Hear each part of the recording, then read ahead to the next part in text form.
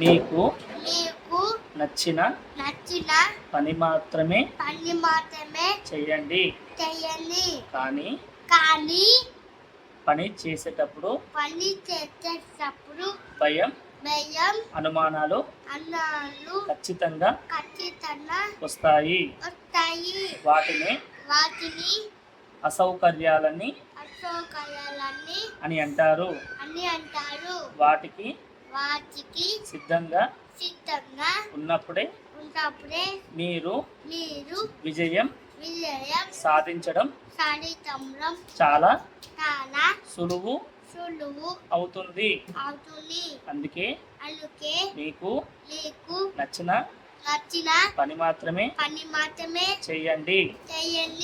భయానికి భయపడకండి. All the best. Wish you wealth.